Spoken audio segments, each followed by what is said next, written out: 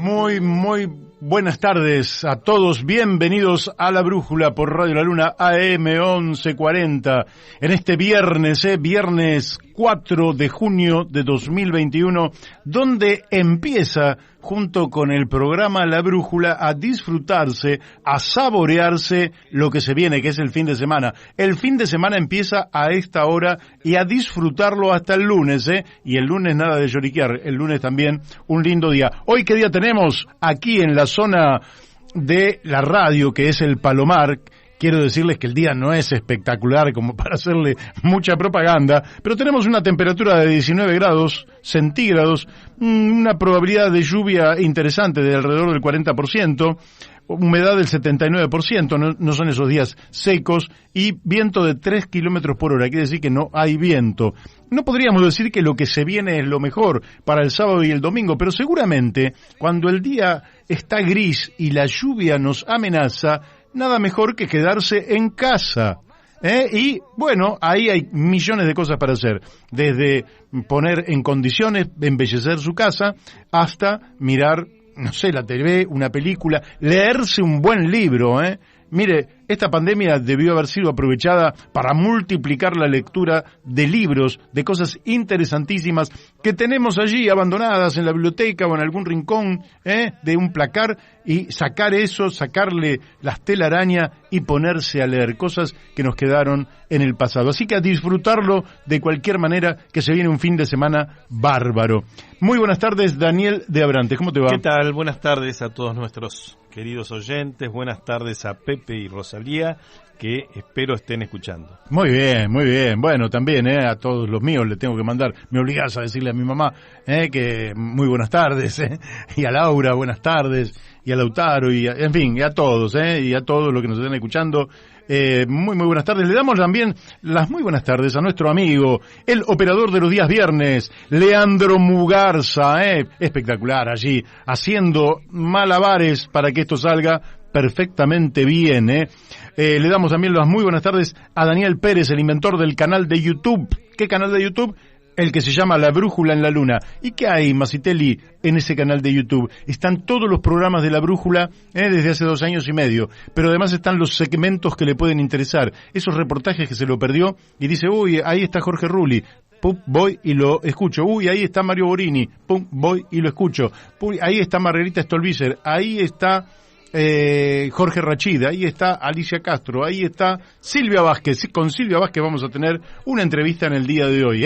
Muy buenas tardes a Miguel Pascuale, que sigue trabajando denodadamente en el desarrollo de esta propuesta comunicacional que tiene que ver con poner en el horizonte, es decir, que la punta de la aguja de la brújula apunte al bien común. Amigo, pero no es que la brújula es algo magnético, sí, pero esta brújula es distinta. Esta brújula apunta al bien común, no apunta al lucro, no apunta a ningún otro lado que no sea la posibilidad de desarrollarnos, todos y cada uno de nosotros, en una comunidad que no le niegue la potencialidad de desarrollo absolutamente a nadie.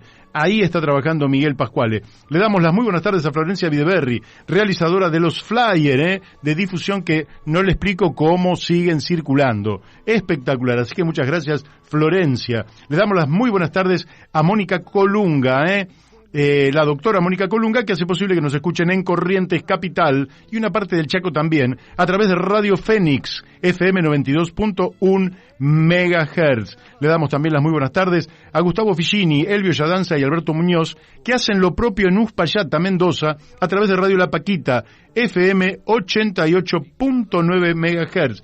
También, muy buenas tardes, que siempre me manda información y trabaja por el comercio, la industria y los servicios, la Cámara de AEDO, la Cámara de Comercio, Industria y Servicios de AEDO, y bueno, siempre laburando. Hoy, bueno, para los comercios y profesionales, hoy pueden entrar a la página de la Cámara, y ahí va a encontrar cosas más que interesantes. ¿Quiere mandarnos un mensaje a la radio? Llama al 44 43 74 24.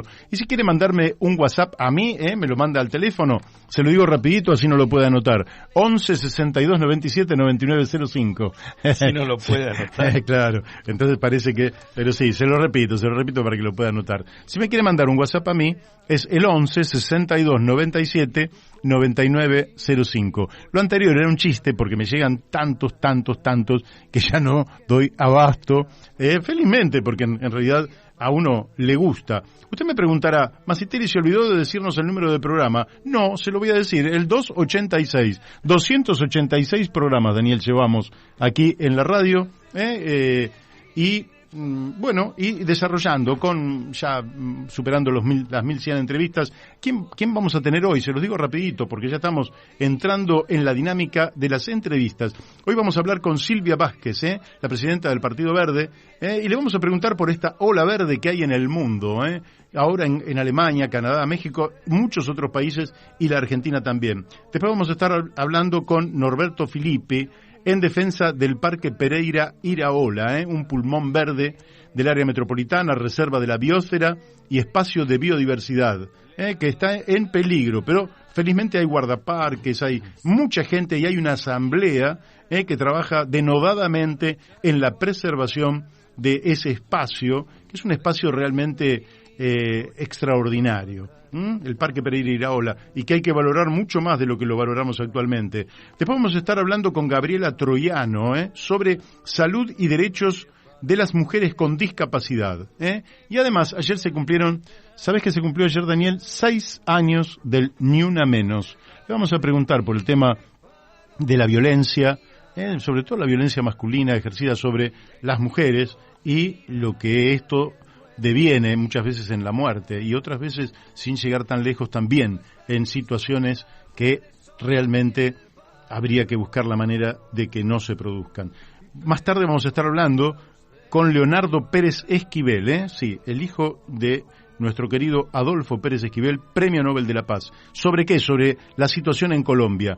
La misión de solidaridad internacional y observación de derechos humanos que detectó realmente una violación sistémica a los derechos humanos en Colombia, de lo cual los grandes medios de comunicación no quieren hablar. Y finalmente vamos a estar hablando con nuestra amiga Laura Deriu sobre algunas mentiritas que andan circulando en forma de propaganda a partir justamente de tratar de vendernos tecnologías que en realidad no aportan lo que dicen, sino que son promotoras de enormes negocios. ¿Puede ser que ya estemos en contacto con Silvia Vázquez? No, todavía no, bueno, pero ya vamos a entrar, Así que le vamos a preguntar si una revolución verde con drones y biotecnología.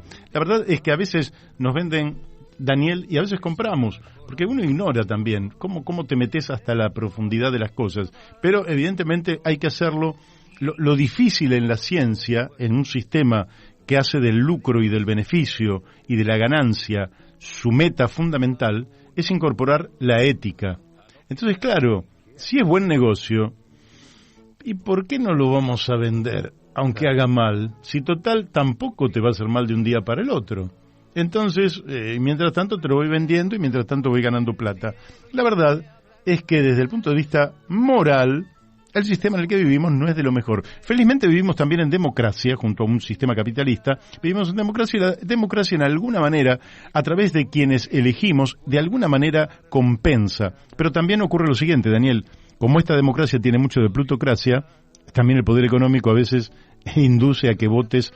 Pero bueno, de todas formas, vivimos, hay que hacer la experiencia, votar, acertar, errar, en fin, son evaluaciones que hará cada uno respecto de su voto. Pero es indudable que el sistema que hay por debajo del régimen electoral es un sistema de negocios que muchas veces impulsa actividades muy poco provechosas para el beneficio de toda la comunidad. A veces porque atentan contra el ambiente, a veces porque atentan contra la salud de las personas, a veces porque se basan en la propia explotación de las personas, sí. Y todo eso realmente va en detrimento de la calidad de vida de nuestra comunidad. Ahí me llegan cosas, algunos stickers muy lindos, bueno, muchas gracias a todos los que van enviando Sí, sí. Bueno, ¿qué va a ser? No puedo. Les pido mil disculpas, pero no puedo leer todo esto porque si no, nos quedamos aquí colgados de la brújula. Ya estamos por tomar contacto con Silvia. ¿Tenés algún conocimiento especial sobre México? ¿Lo querés dejar para la semana que viene cuando hablemos con Lo dejamos Méndez? para la semana que viene.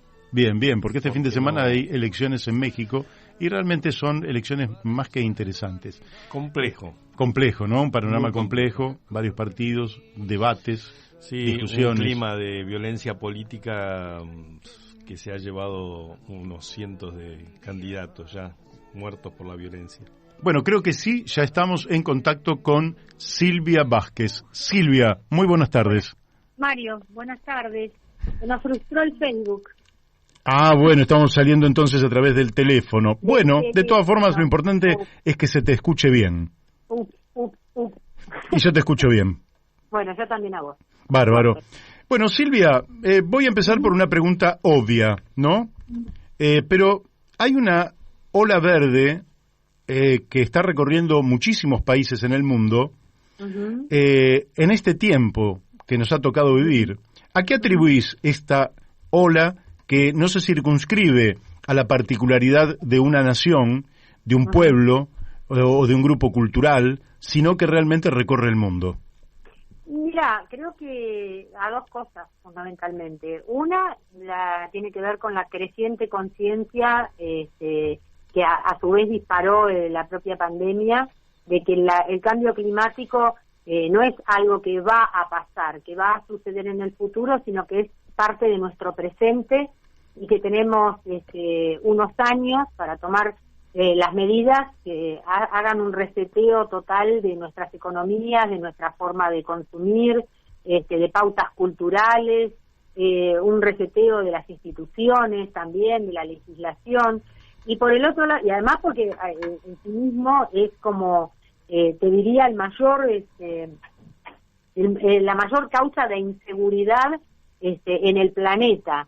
Y por el otro lado creo que se debe al desgaste y a la crisis que los partidos tradicionales están teniendo en todas las democracias. Digo, me parece que no solamente se trata de las derechas, me parece que el socialismo, la socialdemocracia, en el caso de Europa, concretamente, me parece que en muchos gobiernos ha dejado la sensación de ser demasiado light, como una versión light a veces de los conservadores, ¿no? Entonces, creo que además la creciente conciencia ecológica de las sociedades, y yo te decía, la pandemia lo disparó más, ¿no? Porque, bueno, necesitamos salir a respirar aire puro y eso aparece como central para nuestras vidas, o la necesidad de que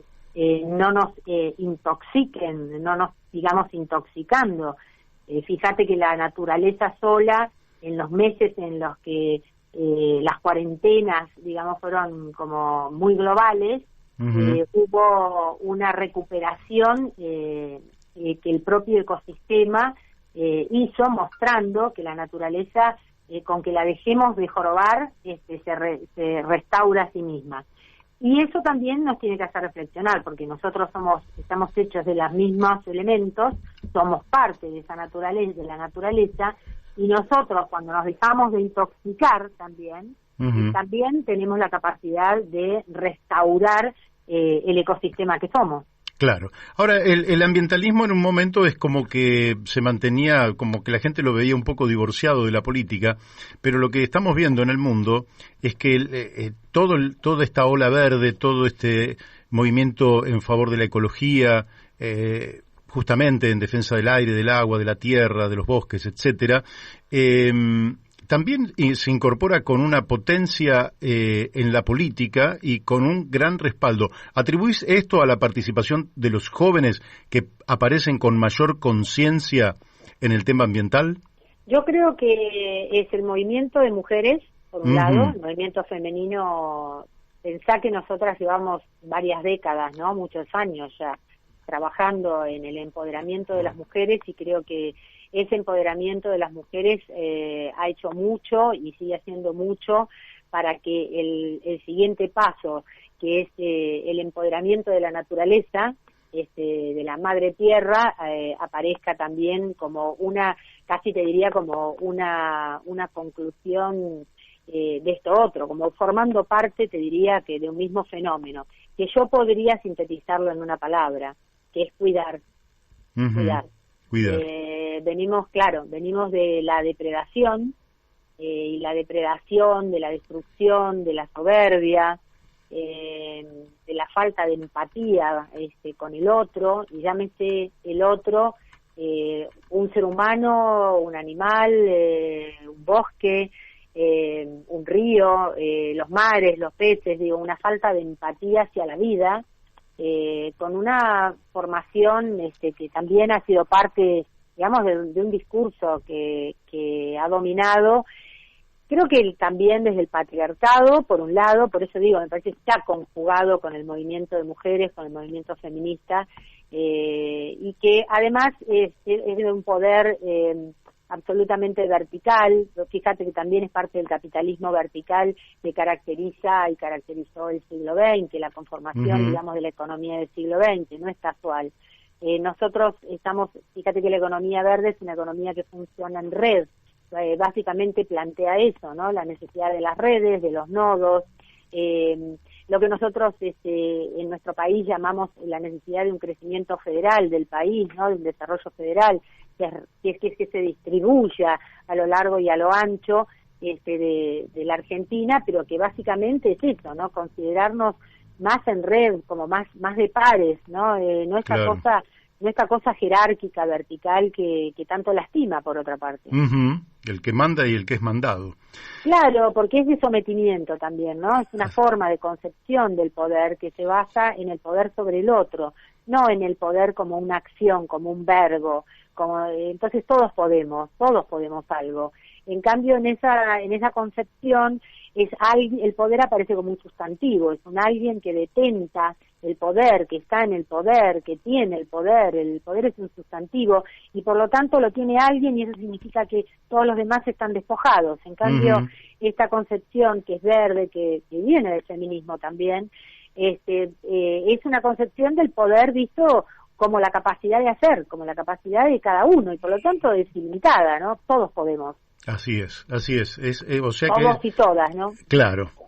O sea que en algún sentido se puede decir que es libertaria y emancipatoria. Y sí, tal y cual. Sí, y bueno, sí. Y bueno, yo te pregunté por la juventud y vos me viniste por el feminismo. Ahora, hay una chica, Greta Thunberg, que es la niña sueca que, bueno, desplegó un accionar y un impacto a nivel mundial, porque también el problema es que algunos, entre los que me encuentro yo, no involucro absolutamente a nadie más, tenemos una perspectiva futura con algunos límites que no son demasiado lejanos, pero los que son más jovencitos que nosotros tienen una perspectiva más lejana. Entonces dice, ustedes nos van a dejar un planeta hecho pelota en el cual no vamos a poder vivir.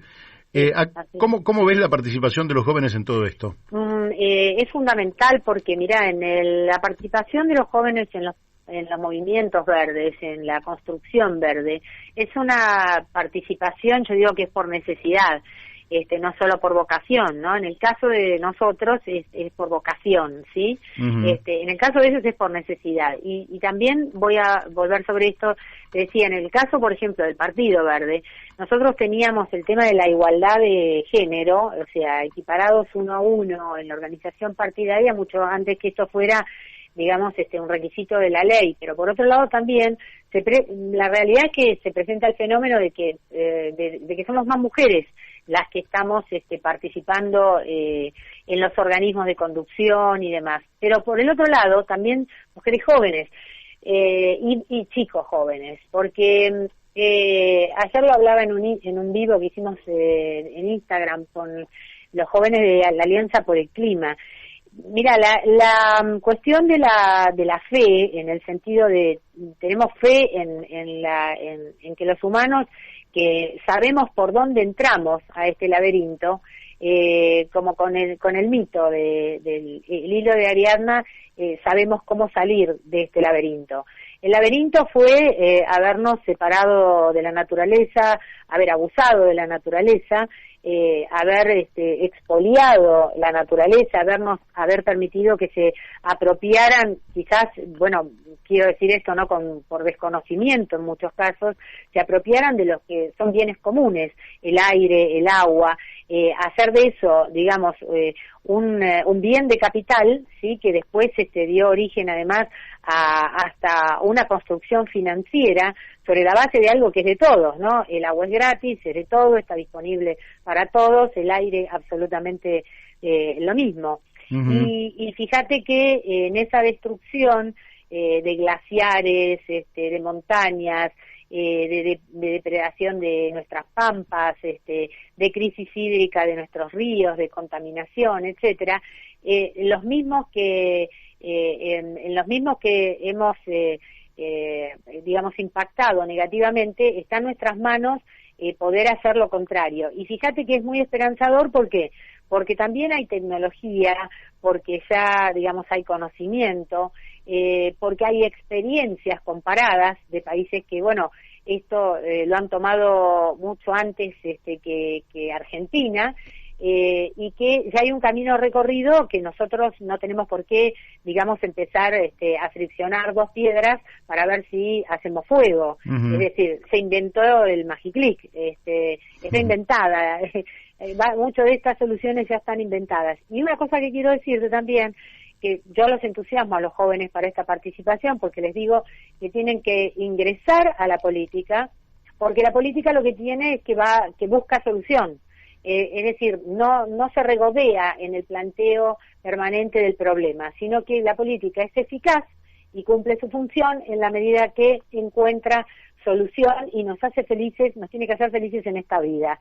No hay que esperar a la siguiente, no hay que esperar a otra reencarnación ni a otro cielo. Digo, el deber es hacerlo acá. Muy bien. Y hay un recorrido que, fíjate que el electoral además, que es una ola en Europa,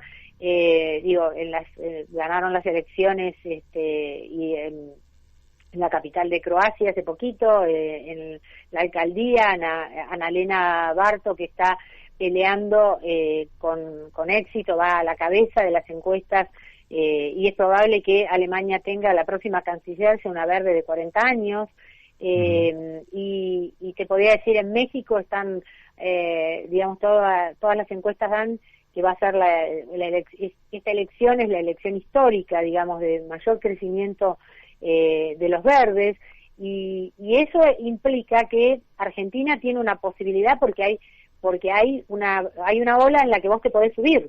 No es que tenés que inventar la pólvora. La pólvora ya está inventada, ¿se entiende? Lo que pasa es que hay que subir a la Argentina a esta ola que es una ola que implica que es un movimiento virtuoso hacia una sociedad más justa, fundamentalmente, uh-huh, que contempla el cuidado de la naturaleza, el cuidado de las personas y el cuidado de la salud como grandes pilares de la acción de gobierno.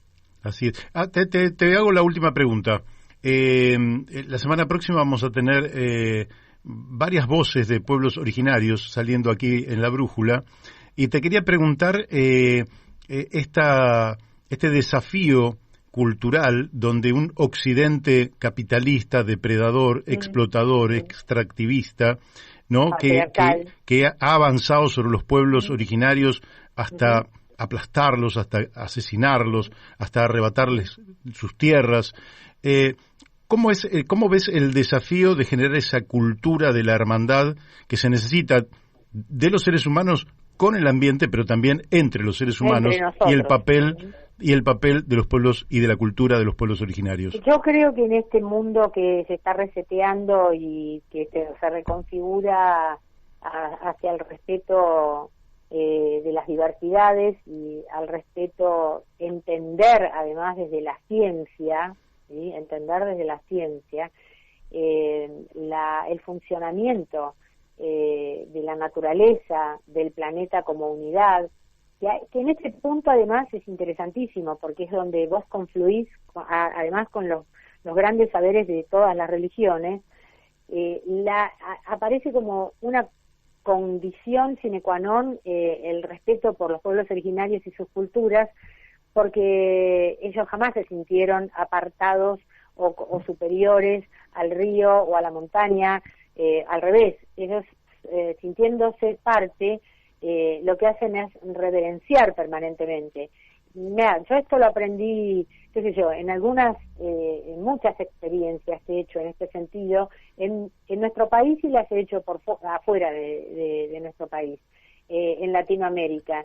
Y aprendí a reverenciar desde lo espiritual, a esa conexión espiritual con la montaña, con el río, con la tierra, con todo lo que existe. Y es una comunicación fluida, como otros la hacen en un templo, otros, y yo me incluyo, yo esa comunicación o esa conexión la siento cuando estoy al lado del río, cuando estoy en la montaña, cuando estoy, no sé, callequeando en el medio del delta, ¿sí? Bueno, abrazado a un árbol. En el marco de esta espiritualidad te tengo que decir que la vamos a seguir. Han quedado tantos temas, la vamos a seguir dentro de poco tiempo, si te parece, porque el tiempo, Dale, viste, cuando es... quieras, por supuesto, Bueno, siempre es un placer. Entonces vas a estar invitada dentro de poco, porque me quedaron un montón de preguntas, pero no me da el tiempo radial, como dicen todos, esa frase tan gastada,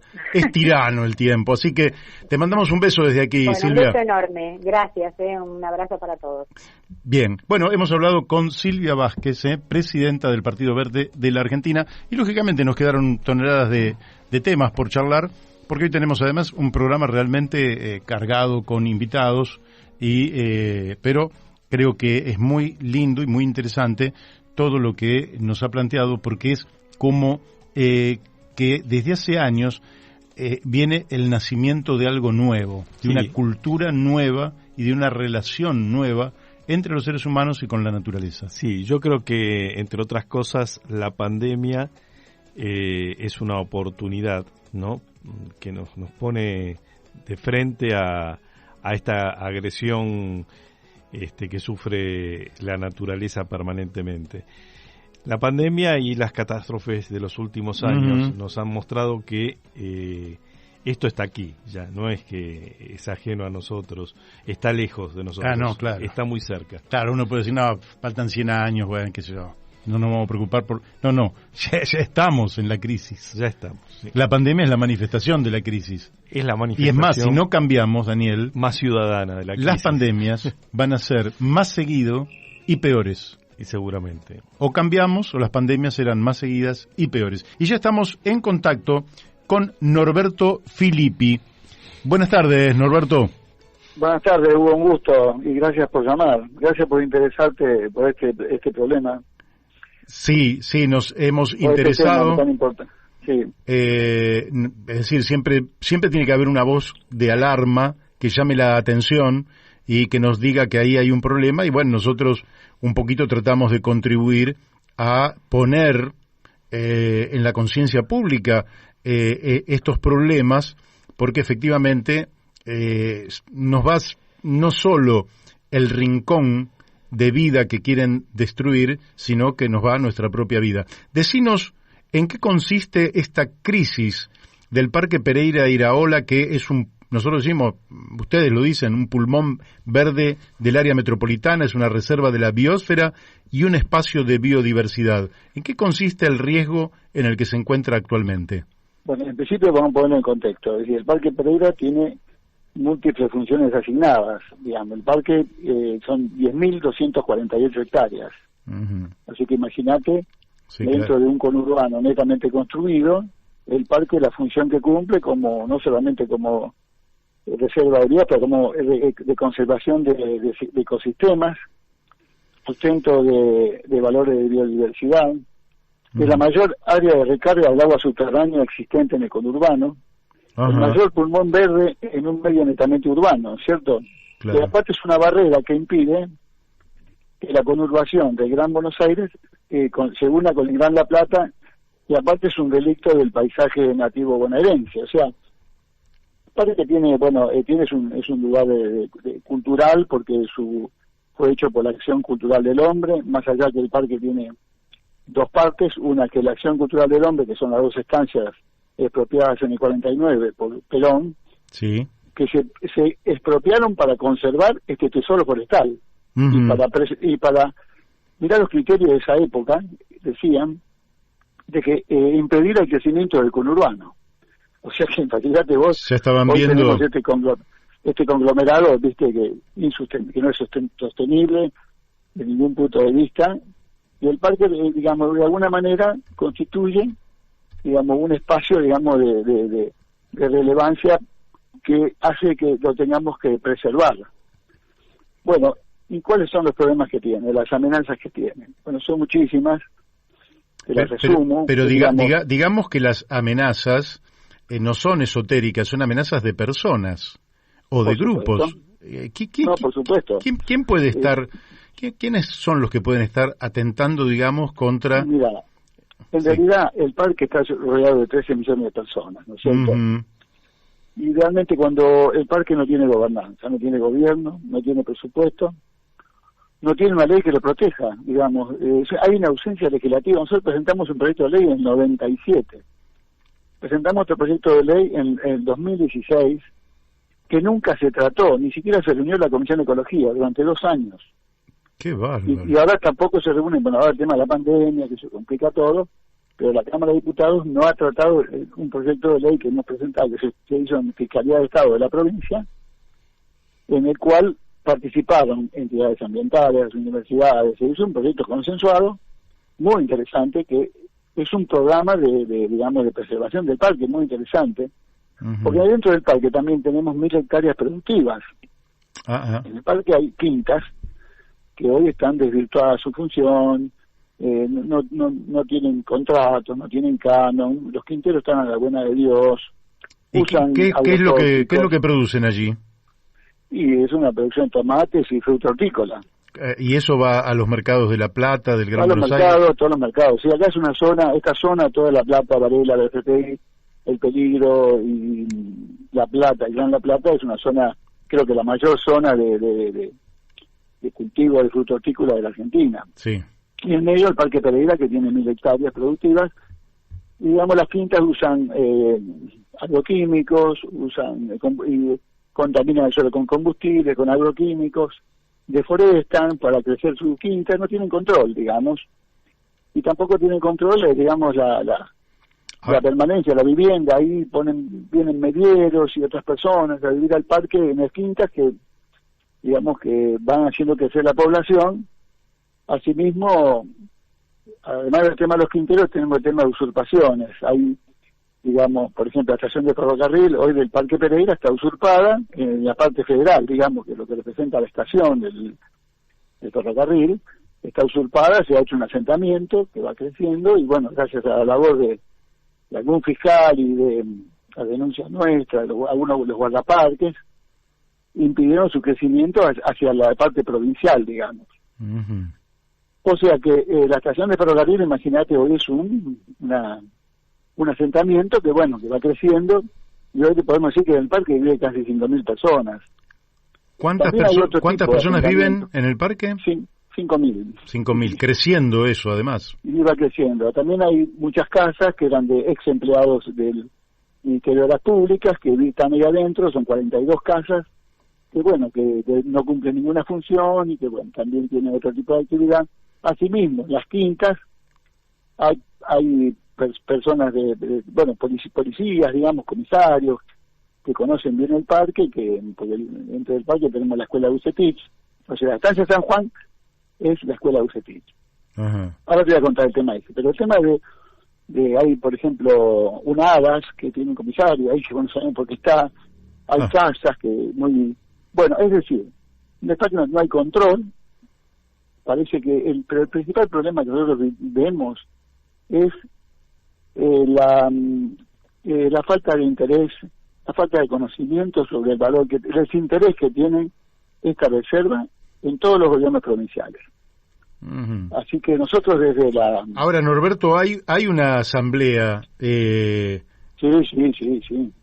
O sea hay que... una asamblea, O sea, el poder político no se preocupa, pero hay gente que sí se preocupa por esto. Por supuesto, hay muchísimas instituciones, ONG, organizaciones, actores sociales del parque, guardaparques también, que se preocupan mucho por el tema del parque. Y en el año 2007 se logró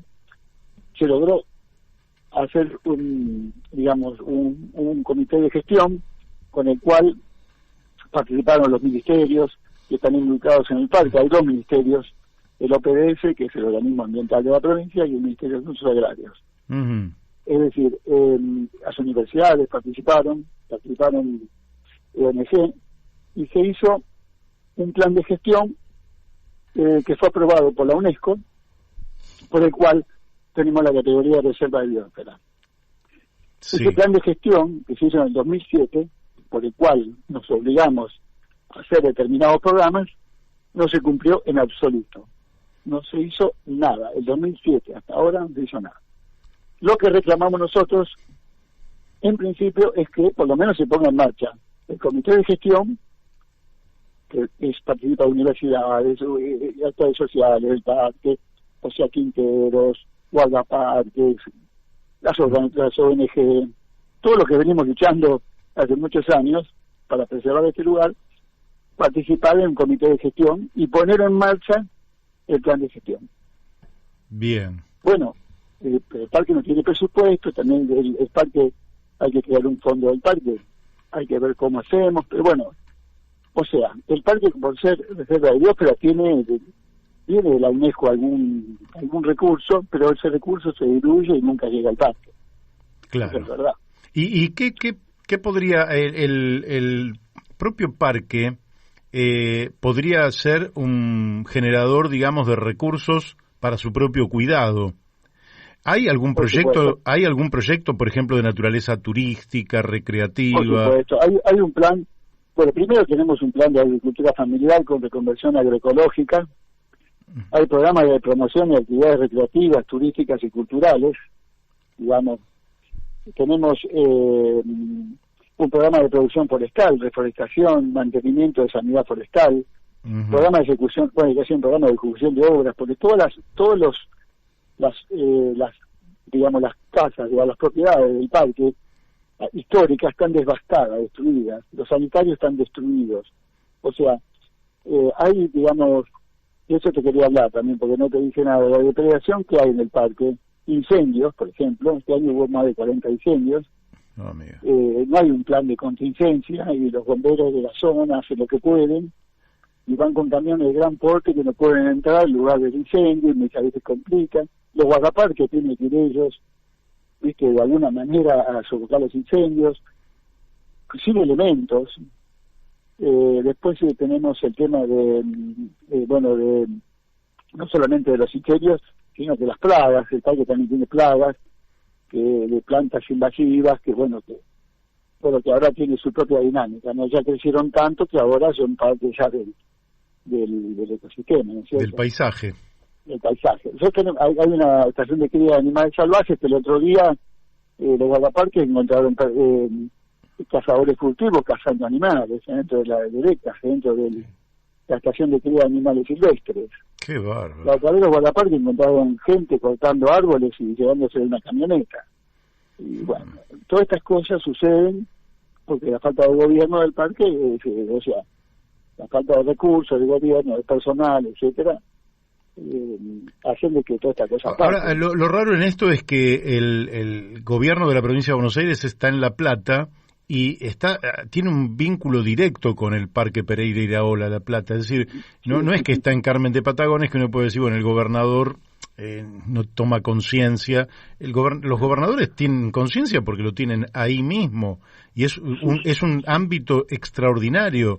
¿A qué atribuye que los gobernadores pasen unos, otros? No creo que sea más la intención, creo que es lógico. Desconocimiento que tienen sobre este lugar y lo que representa, ¿no es cierto?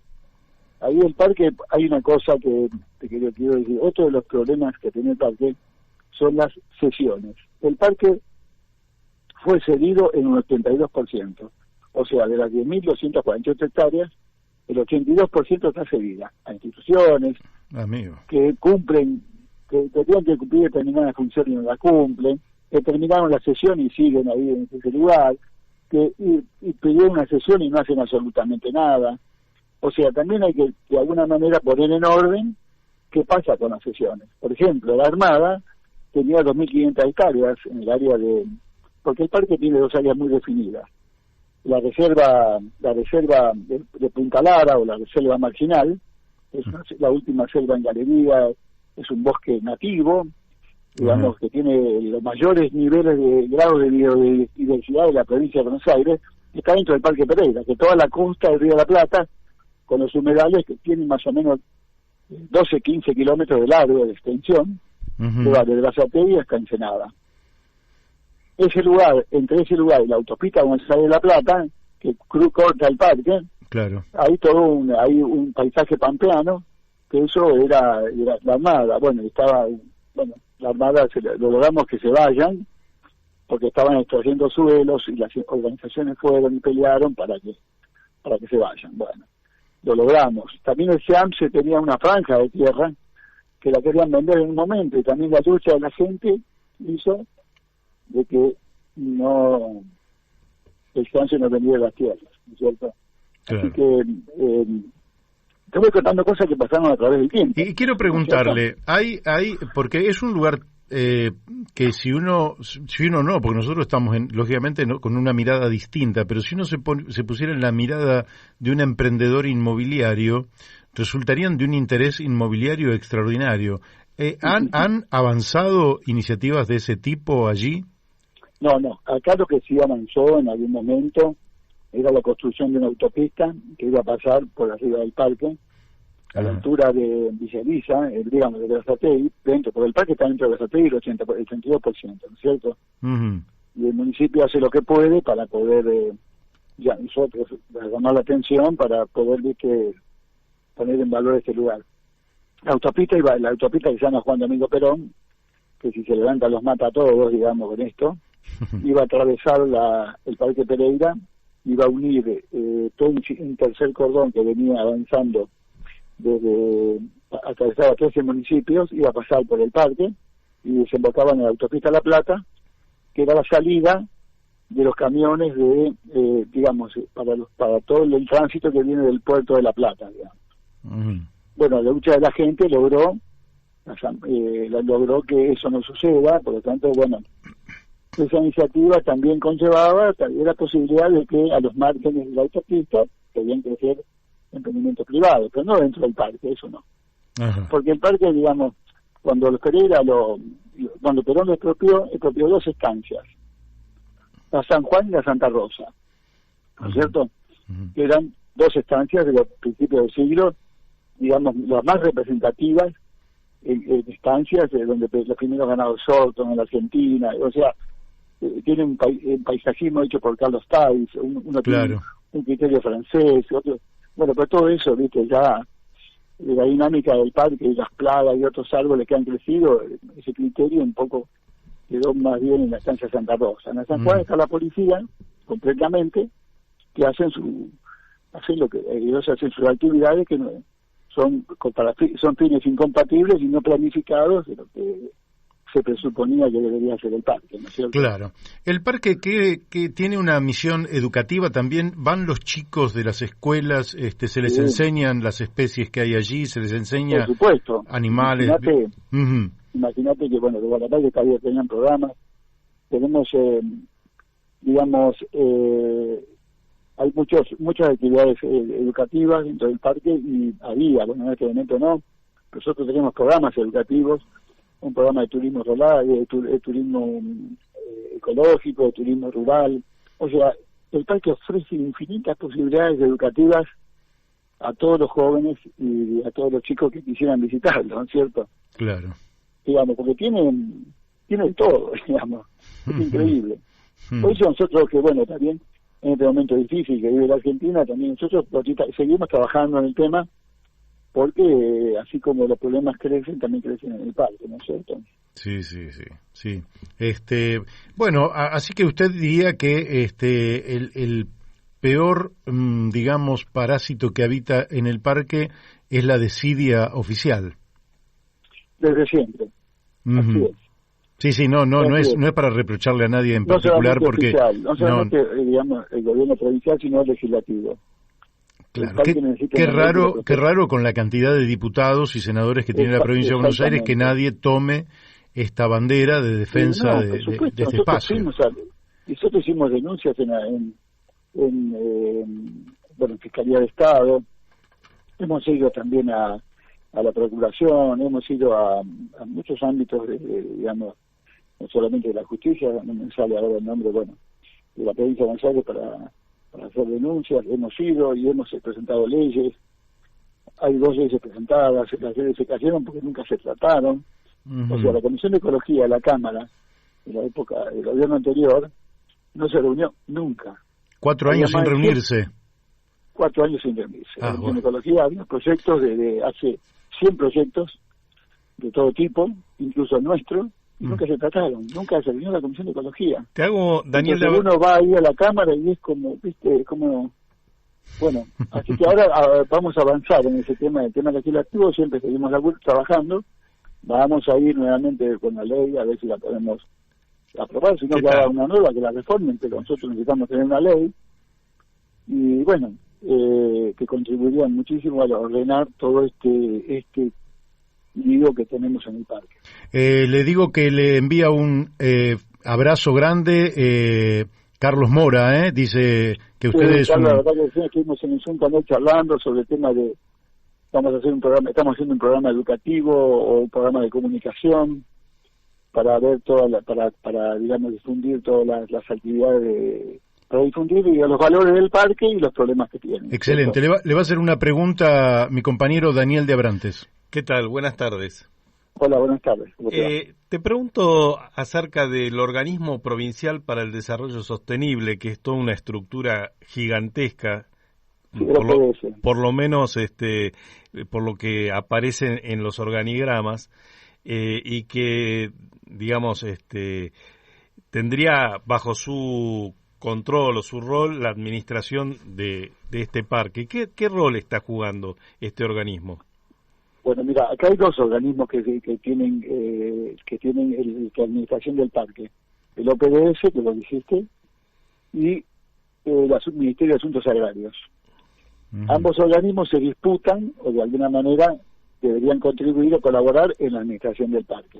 Claro. Realmente el OPDS, OPDS nuevo, estas nuevas autoridades, creo que están en conocimiento de todo, dicen que están trabajando en el tema de poder cumplir con el plan de gestión y enviarle a la UNESCO las propuestas para poder avanzar. Lo que pasa es que, bueno, que este gobierno entró en la pandemia justamente y, bueno, creemos que ese es el motivo por el cual todavía no tenemos una respuesta. Pero nosotros vamos a seguir insistiendo y queremos tener una respuesta ya para poder comenzar a tener un manejo razonable del parque, ¿no es cierto? Porque inclusive ellos sacaron, el OPDF sacó un decreto hace 90 días en el cual genera 3 ámbitos. Uno, de administración del parque por parte del Ministerio de Seguridad, Agrarios y OPDS.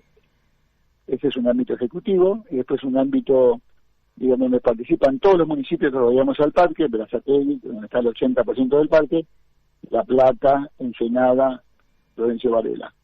Y después otro ámbito donde están las universidades, la ONG y todo. Bueno, vamos a ver, es una esperanza que tenemos de que si ponen en marcha ese decreto que ellos mismos propusieron, posiblemente comencemos a ver alguna luz al final del túnel. Esto es lo que estamos esperando estos días, el OPDS, ¿no es cierto? Bueno, dicen que están trabajando en la propuesta de la UNESCO. Bueno, por lo menos nos deja un margen de esperanza, una luz al final del túnel. Bueno, estamos esperando nosotros eso. Hace 90 días que estamos esperando, pero nosotros somos muy impacientes, ese es el problema. Pero venimos hace muchos años con este tema, ¿no es cierto? Esto tendría, el Parque Pereira Iraola tendría un impacto para el imaginario, para entenderlo, ¿no? Desde quienes no conocemos a fondo el tema, similar a lo que es el delta en la zona norte del Gran Buenos Aires. Son los dos grandes pulmones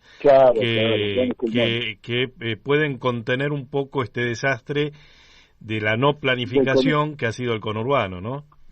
Claro, y bueno, yo te decía, ¿no es cierto? Le decía a Hugo ahí, le decía acerca de que el parque, cuando lo expropió el gobierno de Perón, por allá por el 49, uno de los motivos era frenar el avance del conurbano, que hablo del año 49. Claro. O sea, que en el 49 ya se pensaba de que el conurbano iba a avanzar exponencialmente y el parque era un amortiguador entre dos grandes ciudades, ¿no es cierto? Uh-huh.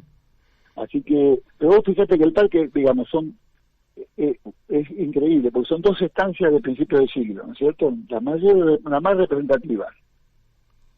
Hay dos cascos de estancias. Una está en la estancia Santa Rosa, donde está de uso público. O sea, que hoy tenemos para uso público de las 12.000 hectáreas, 800 hectáreas. Pero el resto está todo cedido. Así que hay ficciones, como te decía. O sea que no hay un manejo integral del parque. Claro. Por eso la ley lo que prevé es un manejo integral del parque, ¿viste? Lo que prevé es que le da participación a la ONG, que crea un fondo, digamos, le habla de distintos programas, ¿no es cierto? Y cumplimiento para que el parque cumpla con las 3 funciones de reservas biosferas. El parque tiene que cumplir con las funciones que reserva de biosfera, que es la conservación de los valores de ecosistemas representativos y la biodiversidad. Uno de los grandes temas que tenemos que cuidar, ¿no es cierto? Porque estamos en el conurbano, entonces el parque adquiere una dimensión maravillosa. Así importantísima, digamos, ¿no? Bueno, Norberto, le agradecemos su participación. Nosotros vamos a seguir ocupándonos de este parque. Le agradecemos muchísimo le agradecemos. Bueno, aportamos nuestra gotita de agua, por decirlo de alguna manera, para no decir un grano de arena, a una causa que entendemos es una causa de vida, una causa saludable, una causa además que, como lo venimos sosteniendo aquí, es para los más jóvenes, para que puedan tener una vida en plenitud y para que no sigamos destruyendo esta casa común que nos viene cobijando a todos tan bien, pero que la maltratamos tanto que finalmente nos responde con pandemias, nos responde con calentamiento global, nos responde de distintas maneras. Es un tema ambiental, ¿no es cierto? Sí. Responde a un tema ambiental. Vivimos en un conglomerado tan grande que es muy difícil a veces poder conducirlo y poder, ¿no es cierto?, controlarlo. Yo creo que sí. Así es. Los grandes problemas que tenemos, ¿no? Bueno, le mandamos un fuerte abrazo y le agradecemos su participación aquí en La Brújula por Radio La Luna. Bueno, muchas gracias por llamar, muchos saludos a bueno, y bueno, y gracias a Mora, que fue el que me comentó con ustedes. Bien, bueno. Un abrazo a Carlos. A Carlos Mora, que seguramente nos está escuchando. Sí, la verdad que un gusto conocerlo hace poco a Carlos y espero que con él vamos a hacer muchas cosas juntos. Bárbaro. Bueno, muchas gracias. Hasta pronto. Bueno, hemos hablado entonces con Norberto Filippi y ya creo que estamos a punto de entrar en la hora de la tanda y después seguimos con Gabriela Troiano y después con Leonardo Pérez Esquivel y finalmente con Laura Deriu. Todavía queda una densidad importante de programa. No se vaya de Radio La Luna. Estamos en contacto con Gabriela Troiano, diputada a mandato cumplido. ¿Qué tal, Gabriela? Buenas tardes. ¿Qué tal? ¿Cómo estás, Mario? Bien, Gabriela. Bueno, vos sabés que en general los viernes aquí tenemos a dos amigos que son Carlos Matos y Rodrigo Romera, que hablan sobre este tema que nos viene ocupando, que es el problema de la discapacidad y el daño que causa en la calidad de vida de las personas. Y ellos lo vienen tratando hasta desde un punto de vista histórico y hasta filosófico, te diría, pero también con temas concretos. Y bueno, vos has avanzado y tenés una labor realizada en torno a esta materia desde antes de llegar a ser diputada nacional, siendo diputada y después de ser diputada, y tiene que ver con salud, en este caso, y derechos de las mujeres con discapacidad. Debajo de de este título, ¿qué escribirías vos? ¿Qué dirías? Bueno, yo primero saludarlo a Carlos Mato y a Romera, que son conocidos, queridos y amigos de la ciudad de Mar del Plata. Y bueno, yo creo que tenemos muchas cosas para apuntar, fundamentalmente no en este tiempo que venimos pasando, el 28 con el Día de la Salud de la Mujer y ahora el 3 de junio con el tema de Ni Una Menos o Vivas y Libres Nos Queremos. Creo que todo está muy vinculado porque las personas con discapacidad, pero en especial las mujeres con discapacidad, son invisibilizadas hasta por el mismo colectivo de mujeres y esta invisibilización lo que produce es que cuando se realizan las políticas públicas que tienen que tener en cuenta no solamente a la mujer, sino también a las niñas, adolescentes con discapacidad, estas políticas públicas, al invisibilizar la discapacidad, no tienen prácticas concretas para evitar que la discapacidad produzca, digamos, en la persona la imposibilidad de hacer determinadas cosas. Como nosotros hemos abrazado el movimiento de discapacidad y nuestro país, la República Argentina, ha abrazado la Convención, y cuando define discapacidad, se define como una deficiencia que tiene la persona que al interactuar con el medio, si el medio tiene barreras, le produce la discapacidad. Entonces, claro, las mujeres nos enfrentamos tanto en la salud, en especial la mujer, por ejemplo, con discapacidad que quiere maternar, que quiere tener una familia, formar una familia, tener hijos, hay una barrera actitudinal de parte de la institución y de las personas que atienden en las instituciones, en los servicios de salud. Es muy común encontrar, por ejemplo, que no, si sos una persona con discapacidad no podés adoptar a un niño o una niña. Si tenés discapacidad, te quieren sacar tus chicos porque tienen el criterio de que si tenés discapacidad no podés criar a tus hijos. Y esto es una concepción de un modelo que lo habrán explicado Carlos seguramente, un modelo de prescindencia, como que las personas con discapacidad no le sirven a la sociedad y se puede prescindir de ellos. Mucho más si le cruzás el género, si además del género le cruzás el tema de las etnias, porque realmente las mujeres indígenas con discapacidad, la discriminación es absoluta. Y vos fíjate que si buscás, por ejemplo, en el mismo Ministerio de la Mujer, se producen documentos en donde no está la cantidad de discapacidad, o por ejemplo, cuando se sacan las cifras de femicidios, de violencia, no hay una estadística que considere a la mujer con discapacidad.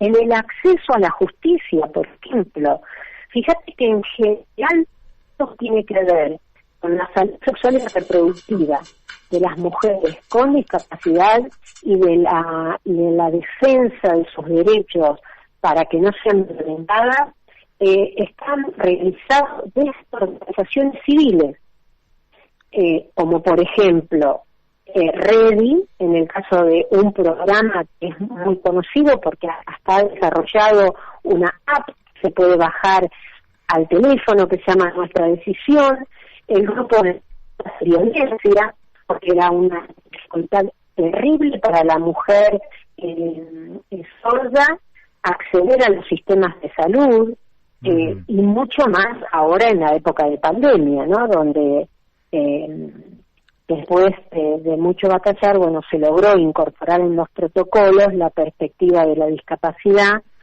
que hace lugar a decir cuáles son los apoyos que necesitamos. Por ejemplo, una mujer con silla de ruedas que va a tener un hijo necesita que la camilla sea más baja para que pueda trasladarse, digamos. Bueno, el tema ahora, con el tema de los barbijos para las mujeres sordas, para que se pueda comunicar con el médico, entender, poder decidir. Realmente, debajo de mujer, salud, discapacidad, violencia, yo creo que hay muchas barreras que quedan por eliminar. Uh-huh. y que bueno, que hay que visibilizar.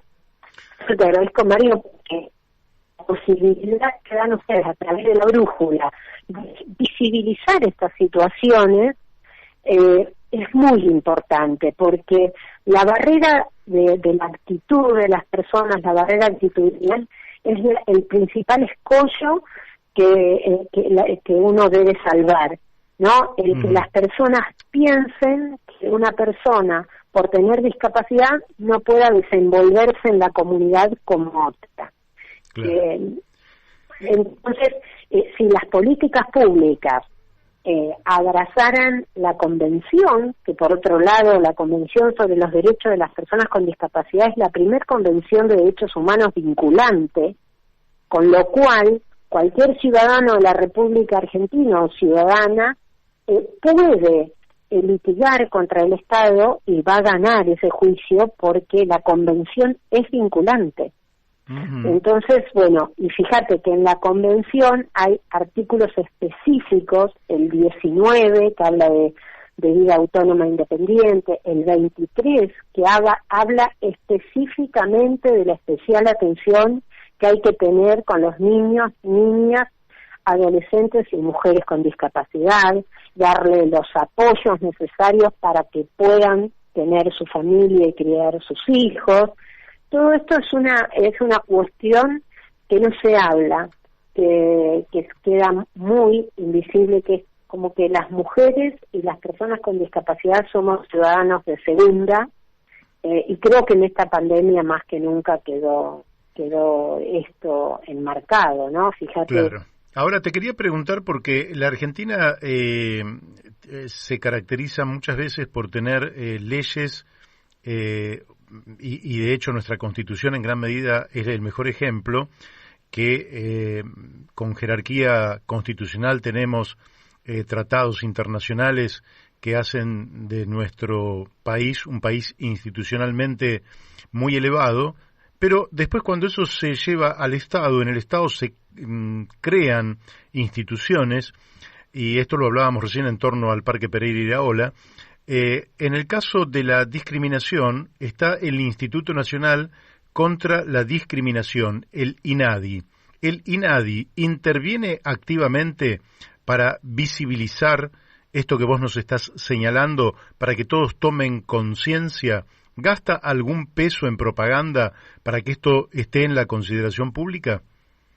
La verdad que no. Mira, el 3 de diciembre para todas las otras actividades de discriminación se hicieron conferencias. Y vas a ver que para el único que no se hizo conferencia fue para el 3 de diciembre, que fue el Día Internacional de los Derechos de las Personas con Discapacidad, que justamente se toma el 3 de diciembre porque es el día que se sanciona el 3 de diciembre del año 2006, que Naciones Unidas sanciona la Convención sobre los Derechos de las Personas con Discapacidad, y que nuestro país le da rango constitucional en el 2014. Realmente, en todos los ámbitos del Estado y en todos los gobiernos, esto no es una característica singular de ninguno, a las personas con discapacidad se nos hace como remar en dulce de leche, digo siempre yo, el logro de poder llevar a la práctica nuestros derechos.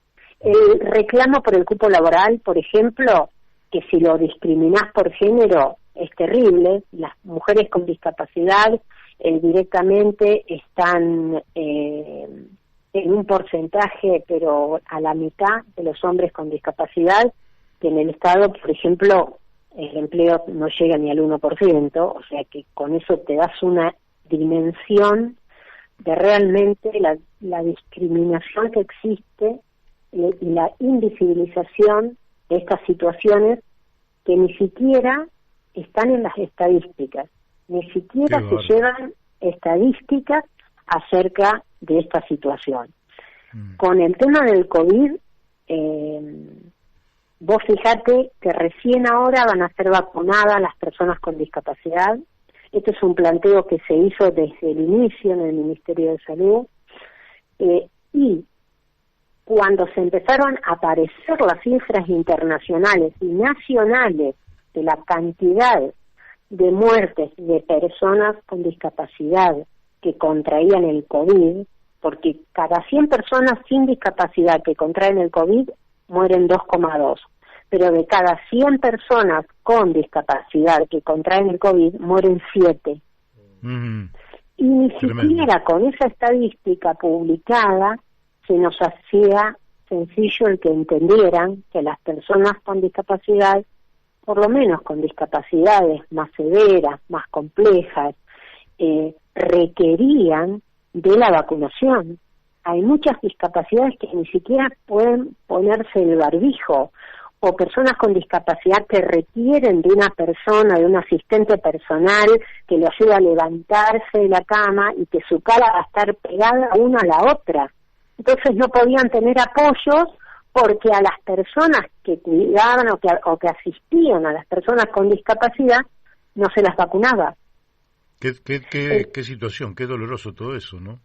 Muy, muy, muy doloroso. Mira, hasta hace poco, y acá en la provincia de Buenos Aires, a un muchacho de 20 y pico de años con una discapacidad intelectual que contrajo COVID, cuando fue al hospital, le hablaban y no llegaba a comprender lo que le decían, se asustó tanto que le dio una crisis y atinaron a atarlo. En ningún momento le preguntaron a su familia si requería un asistente, la persona que lo asistía en forma permanente a él en la casa para que fuese y estuviese presente ahí. No te dejan entrar. Vos sabés que yo tengo discapacidad visual y realmente cuando uno va a comprar, por ejemplo, necesitas estar con alguien que te lea qué es lo que vas a comprar. Claro.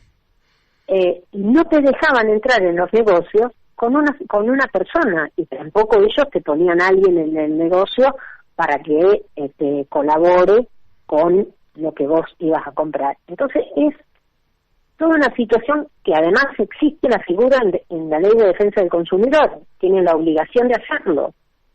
Y tenés que estar peleándote, reclamando en forma permanente, digamos.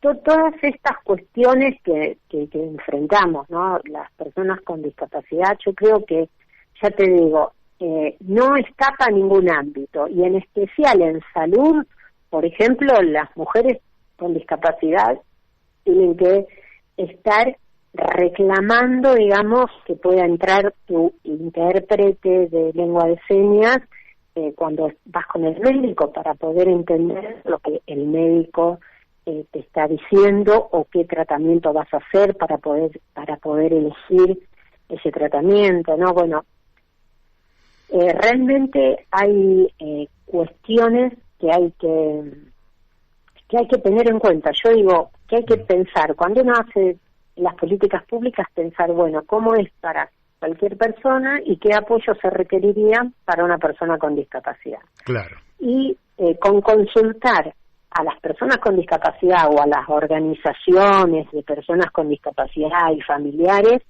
se resuelve. Pero a veces no se tiene en cuenta, como cuando se hace un edificio y no se tiene en cuenta que puede llegar a ir una persona en silla de ruedas, entonces ya se hace la rampa, o un adulto mayor, que es más sencillo subir por una rampa que por una escalera, o un niño. Claro. Bueno, todas estas cosas que Bueno, no, te decía que nosotros tratamos de ayudar a que esto se visibilice y sensibilizar también a la sociedad, porque también es cierto que la gente que está en el Estado es gente que está en la sociedad, y si la sociedad no tiene sensibilidad hacia este tema, es indudable que el Estado genera burocracia, pero no responde a las necesidades de tanta gente con discapacidades que son iguales que nosotros, pero que son mutilados en sus derechos justamente por estas barreras que vos señalabas. Tenemos el último minutito, decinos lo que creas para cerrar esta charlita. Bueno, yo quiero terminar, ya agradecí, los felicité porque visibilizan y tienen ahí 2 representantes fieles de defensa de los derechos de las personas con discapacidad. Yo quiero terminar con la frase de la convención, que es nada, en este caso voy a decir, nada sobre nosotras sin nosotras. Así que creo que ese es el tema.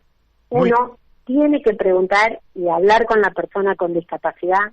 Cada discapacidad tiene una necesidad diferente y está muy bueno visibilizarlo, y está más bueno visibilizar que es el Estado quien debe dar esos apoyos, la asistencia personal, todo lo que requiera la persona para poder desenvolverse en la comunidad. Muy bien. Bueno, Gabriela, te mandamos un fuerte abrazo desde aquí, te deseamos lo mejor y próximamente vamos a estar conversando de nuevo. Bueno, un abrazo enorme y a disposición. Gracias. Bueno, hemos hablado con Gabriela Troiano, ustedes la han escuchado, el tema de la discapacidad de las mujeres en particular. Fíjate que siempre se van sumando, ¿no? Los golpes por ser mujer, por ser discapacitado, por ser persona. Si perteneces a una comunidad, de pueblos originarios. Es decir, es tremendo, ¿no? Se suman todas las discriminaciones. Y pensar que la democracia vino para igualarnos, Es decir, la democracia tiene el sufragio universal tiene un valor simbólico tan extraordinario que muchos no se dan cuenta. Pero cada uno vale un voto. Es decir, cada persona que va a votar vale un voto. Vos ya lo naturalizaste, pero nunca te preguntaste por qué vale igual el voto de una persona de 16 años que de una de 70 años, una que vive en el microcentro porteño y otra que vive en La Quiaca. Todas valen igual. Uno que tiene ascendencia italiana y otro que es de un pueblo originario. Todos valen igual. Y eso es realmente extraordinario. Bueno, estamos en contacto con Leonardo Pérez Esquivel, integrante de la Misión de Solidaridad Internacional y Observación de Derechos Humanos en Colombia. Buenas tardes, Leonardo. Buenas tardes a vos y a toda la audiencia. Bueno, nosotros que te conocemos de hace tanto tiempo, sabemos que has ido integrando una misión y me gustaría que nos dijeras como introducción cómo se compuso la misión y cuál fue el objeto por el cual estuvieron en Colombia. Bueno, en primer lugar, frente a la situación de violaciones de derechos humanos de denuncias que veníamos recibiendo de Colombia, de desapariciones, asesinatos, de brutalidad policial, detenciones, heridos, hubo un conjunto de organizaciones que resolvimos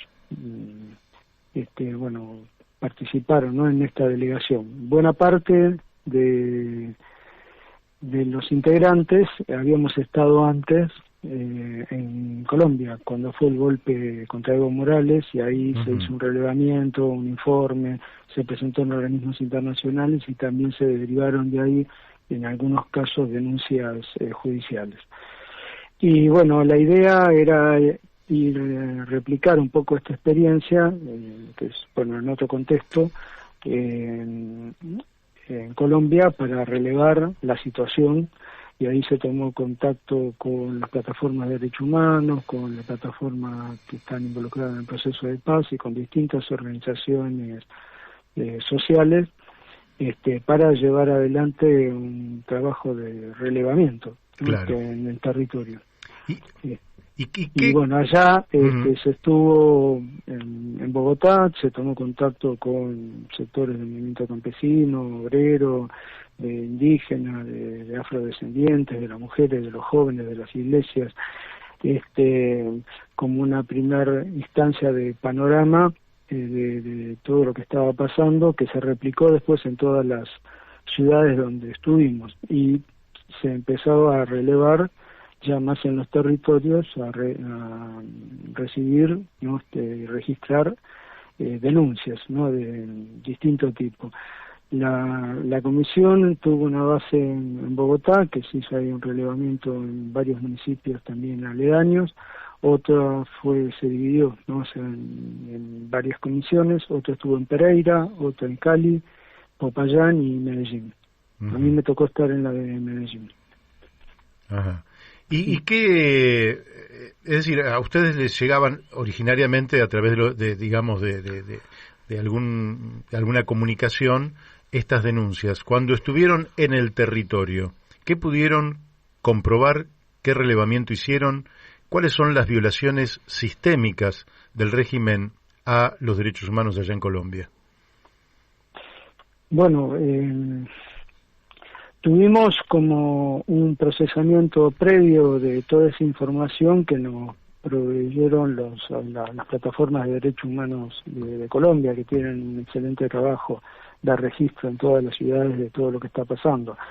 Nosotros lo que estuvimos viendo es seleccionar algunas de las denuncias que nos fueron dentro de las posibilidades que tuvimos en los días que estuvimos ahí en Colombia, para constatar en forma propia, con una visión propia, no solo las denuncias de los familiares, sino también la documentación y también hasta filmaciones, porque hay mucha documentación sobre la brutalidad que tiene la represión allá. Para tener un poco quizá un antecedente de todo esto, que hay que enmarcarlo en un contexto más general. Hay problemas que son más históricos, que tienen que ver con las desigualdades sociales y con las distintas políticas que se han llevado adelante por la confrontación que tuvo Colombia durante todos estos años, hasta que se acuerda el proceso de paz. Y ese proceso de paz, que significaba, entre otras cosas, por ejemplo, la entrega de tierras a los campesinos, no se cumplió. O sea, la mayor parte de los compromisos asumidos en el proceso de paz, como todos los organismos que estaban encargados de monitorear la ejecución de esos acuerdos, quedaron vaciados de contenido, fueron boicoteados por el uribismo y por Duque. Entonces, eso generó un contexto de no resolución y de agravamiento de la situación, porque zonas donde la insurgencia, ¿no?, de la FARC, que se desmovilizó, entregó las armas y se incorporó al proceso político electoral, no fue ocupada por el Estado, sino en muchos casos por algunos casos las disidencias de la FARC, que no estaban de acuerdo con eso, pero gran parte fue por los paramilitares. Claro. O sea,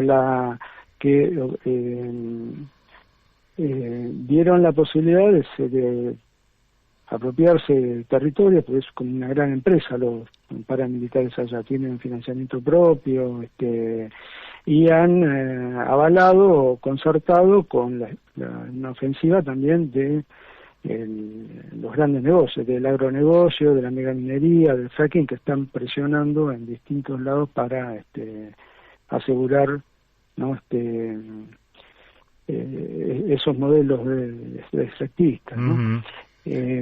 Eso por un lado. Por otro lado, hay una situación también de política de desigualdad social muy profunda, que Colombia ha implementado programas de políticas neoliberales que acentuaron la desigualdad, y bueno, hubo distintos hechos de protestas sociales que tienen varios años, quizá para señalar ahora alguno, como antecedente de todo lo que está pasando fue en septiembre del 2019, que también hubo un paro, también hubo asesinatos de 9 jóvenes que todavía están en impunidad, o sea, no se investigó nada sobre el caso, y que después con la pandemia toda esa movilización como que tuvo un reflujo, hasta que surgió la reforma, la propuesta esta de reforma tributaria, que era hacerle pagar a los pobres la deuda externa, ¿no? O sea, más de lo que ya lo habían estimado.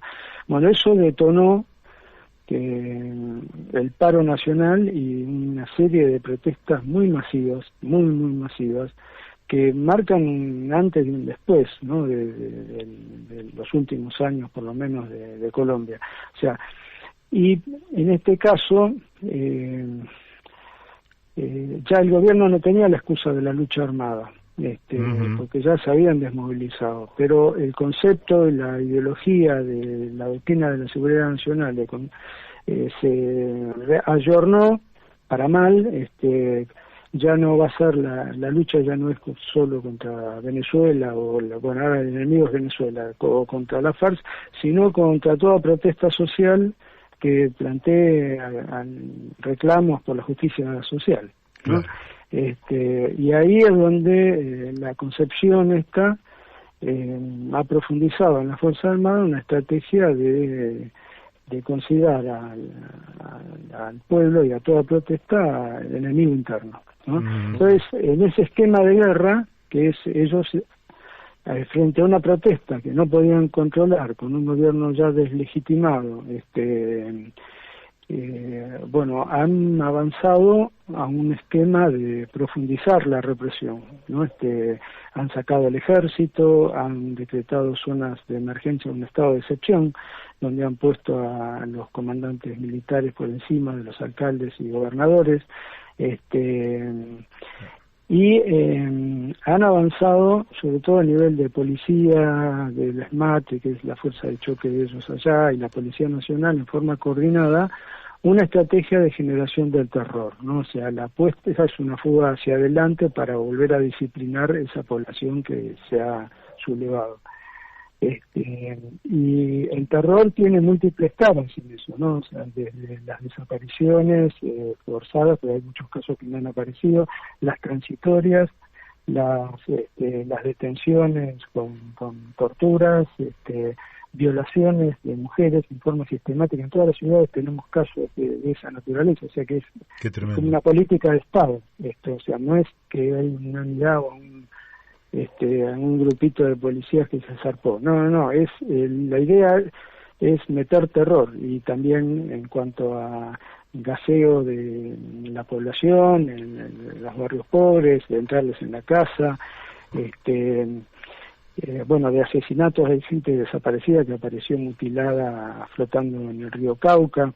Hay de tirarles la tanqueta y pisar gente. Es infinita la cantidad de cosas que uno podría señalar que corroboran un Estado que ha optado por una represión brutal, ¿no? Se puede caracterizar eso como un terrorismo de Estado bajo una fachada democrática, ¿no? Leonardo, te quiero preguntar, te quiero preguntar, frente a porque también nosotros vimos imágenes realmente que son de paramilitares golpeando gente, que son realmente de un nivel de crueldad, ¿no? Tremendo. Frente a esta violación sistémica, organizada desde el Estado, es decir, un verdadero terrorismo de Estado, disciplinar a la gente a través del terror, ¿qué ha hecho la Organización de Estados Americanos? No, un saludo a la bandera, ¿no? Ahora, han dejado entrar la CIT, que no es lo mismo que la OEA, aunque forma parte del sistema latinoamericano, ha condenado, sí, la brutalidad, la represión, porque es algo inusitado. Están reprimiendo a la gente. O sea, para que por ahí la audiencia pueda darse una idea, es mucho más amplio, ¿no? Pero es lo más parecido que tenemos cercano nosotros fue el 2001, ¿no? O las protestas en Chile de los jóvenes. O sea, ya hay una masividad en todas las movilizaciones de distintos sectores, ¿no? De movimientos sociales que tienen algún nivel de la minga indígena, de sectores barriales, pero la impronta que tiene el paro es un paro social, más que de las centrales. Las centrales allá no tienen tanto afiliados, entre las tres no llegan al 5% de la clase obrera así asalariada. O sea, el paro lo detonaron, lo convocó las centrales, pero después se lo apropió la gente y es como que es un paro social, están todos en la calle y salen todos a protestar. Y los jóvenes han estado ahí se llama así, la primera línea, enfrentándose con la policía. Los jóvenes que están ahí, muchos son chicos, o sea, 14 años, a 17, o sea, que no vienen de una formación partidaria, ideológica, pero que han hecho una escuela así acelerada frente a una situación que no quieren porque no tienen ningún futuro. O sea, no es la protesta juvenil ahí no es del estudiantado, que es una minoría allá, porque también las universidades allá son pagas, que está presente el estudiantado, pero el fenómeno más importante es los jóvenes que vienen de los barrios, que no estudian, no tienen trabajo, que han sido desplazados del campo, que han ido a vivir en condiciones infrahumanas en las periferias, en zonas controladas hasta por el narcotráfico, y que sin embargo ahí, en ese contexto, se han surgido hasta asambleas populares, como las 9, las que teníamos nosotros acá, las asambleas barriales, ¿no? Donde empieza a hablar la gente, empieza a organizar reclamos, empieza a coordinarse y participa del paro. O sea, el fenómeno en ese aspecto es muy masivo de la protesta y creo que ese es el punto esperanzador de que, bueno, la gente ha salido a decir ya basta, no queremos más las políticas de ajuste, no queremos más que no se cumplan los procesos de paz, o sea, hay una fuerte impronta por ese lado, ¿no? O sea, hay un cansancio de la gente sobre las políticas neoliberales y todo este modelo que ha concentrado cada vez más la riqueza en pocas manos y que cada vez se excluye más socialmente, ¿no? ¿Y crees que desde el punto de vista político habrá un cambio sustancial a partir de ahora? ¿Ves una alternativa hacia adelante que supere a esta deslegitimidad del régimen de Iván Duque y de toda una cantidad de personajes vinculados al narcotráfico, subordinados, muchos de ellos como títeres a los Estados Unidos? ¿Ves que pueda emerger un cambio de fondo en Colombia?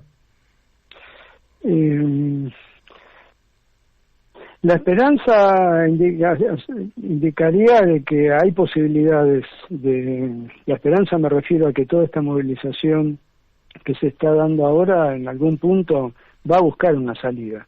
¿Cuál va a ser la forma que tiene esa salida? No te sabría decir. Claro. Pero, bueno, hay elecciones en marzo del año que viene. El problema es el mientras tanto, que no sigan matando gente de acá a marzo. Y que las elecciones además se hagan, ¿no? O sea, que no se posterguen. Ahí quizá las fuerzas democráticas deberán concertar y los movimientos sociales concertar una alternativa como para llevar adelante, ¿no? Un cambio, ¿no? de políticas que no sea seguir con el neoliberalismo y con estos modelos de exclusión, ¿no? Creo que hay condiciones ahí para poder salir, ¿no? Claro. O sea, hay muchas zonas que están controladas por los campesinos y que hay y que podrían asegurar una soberanía alimentaria. Hay también una creciente conciencia, igual que acá, respecto a que el modelo extractivista no es la salida. Incluso de algunos de los líderes, ¿no? Que potencialmente podrían ser candidatos, como Petro, ¿no? Que tienen un discurso crítico respecto de los modelos extractivistas. Pero quien quiera que sea, no importa, creo que eso en algún punto va a confluir en tratar de presentar una alternativa para el pueblo colombiano que les permita una salida, ¿no? Así como está, no hay nada que puedan cumplir, ni los procesos de paz, ni de justicia, o sea, lo único que hay son instancias como para ganar tiempo, o sea, negociar como para frenar la represión, la brutalidad que está teniendo la represión, que hasta ahora, en todos los intentos de negociación que hubo del Comité Nacional del Paro con el gobierno, no llegaron a nada, no pudieron resolver nada, ¿no? Y respecto a lo que planteabas antes con la participación de fuerzas de civil en la represión, no es solo la policía formal la que reprime, sino que también hay policías en actividad de civil que disparan, ¿no? Y además, bueno, están los paras y además están como los sectores acomodados que tienen su fuerza de choque y tienen armas, comerciantes, empresarios o que contratan seguridad privada, también, o sea que eso hemos visto y hemos podido corroborar varios casos, hasta están filmados, ¿no? O sea, agentes del civil disparando al lado de la policía, policías dándole armas a los civiles que son de ellos, para que intervengan como infiltrados en las marchas, bueno, todo eso está y